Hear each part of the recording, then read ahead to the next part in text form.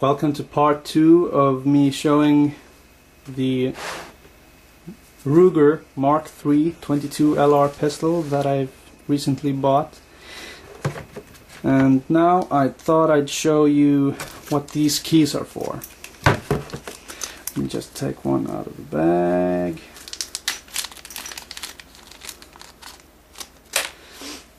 This key you put in this slot. Although the safety has to be on, which I can't put it on now since it's not cocked, so I have to cock it again. All of this is a safe direction. I'm keeping my finger off the trigger, put the safety on, and then this thing opens up, which is the keyhole for the key. You put the safety on, like I said, you put the key in, you twist it clockwise until you can't turn it anymore. Right about there. And now you cannot take the safety off no matter how hard you try, and thus you cannot fire the gun whether there's a magazine in or not. It's a fairly good feature, I guess. To unlock it, you simply put the key in, twist it or turn it counterclockwise until it stops. You can't turn it anymore, and then try to take the safety off, which I can, and then I put it back on. So I guess these keys and the locking mechanism is better than nothing, but I'd much rather just have the entire gun in a gun safe to be sure that no one that should not have the gun has access to it. The weight, it's heavier than I thought it would be. I mean, it looks pretty small. So I thought it would be lighter than this, but it's not a big issue actually. For target practice it seems to actually be better than the gun I was shooting before that was a little lighter than this, a Browning FM 22. But according to my score when I'm out in the range shooting, I've actually been shooting a little better, just a little bit better with this gun than the previous one. So I'm gonna obviously I'm gonna keep it. I'm pretty happy with this purchase overall. Let's see, disassembly. I'm not really gonna show you the disassembly because I don't feel confident enough that I can do it. When I got the gun, it was in two pieces, well, three pieces. The bolt was, and the main spring housing was separated from the rest of the gun, and it took me about half an hour to put it back together again.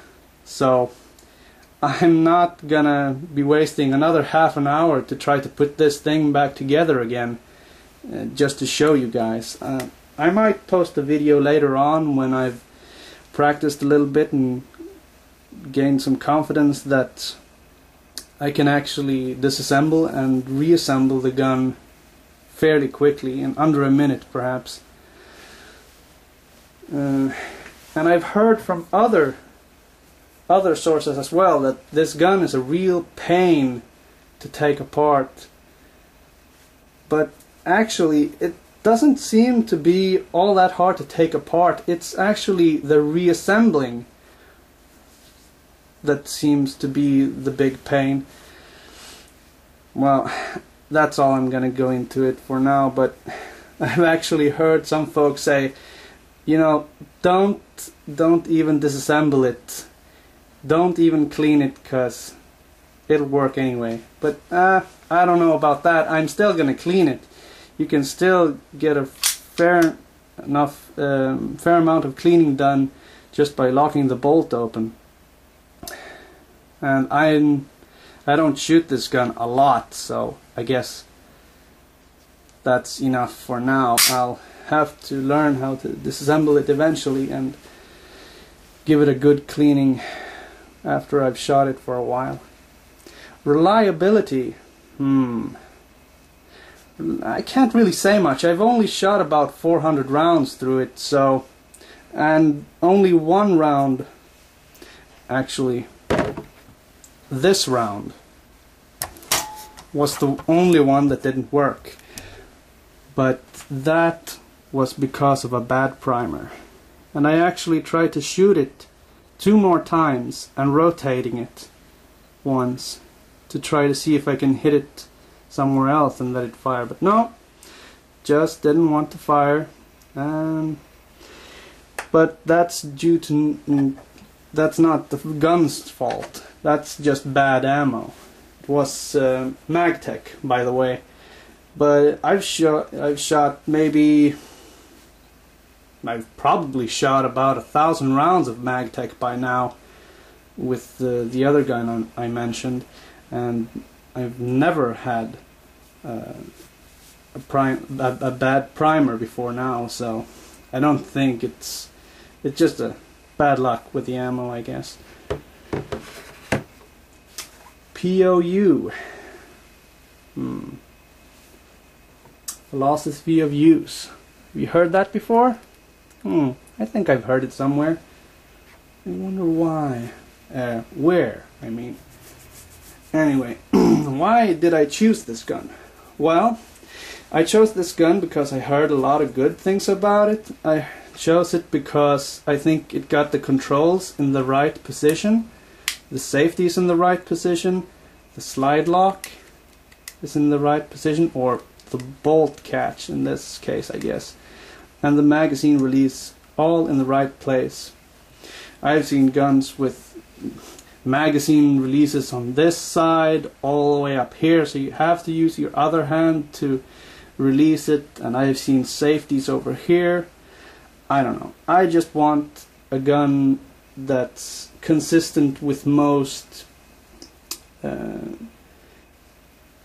on-duty firearms, handguns. So this is what I chose. I chose 22 because in my country you have to have, the first gun you buy must be a 22, and then after a year you can buy bigger caliber. So you have to start out with a 22.